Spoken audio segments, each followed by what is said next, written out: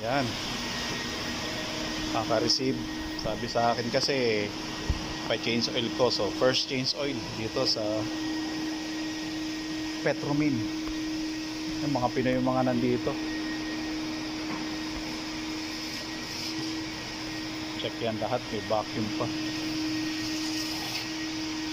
Kasama sa ano ha. Kasama pala yung vacuum sa ano. Kasama pa yung pagbabacuum. Cleaning. Yun, eh. Change oil. So first change oil natin. So ito yung langis ang kabayan. Yun sa ilalim. Ito yung gagamitin nilang oil.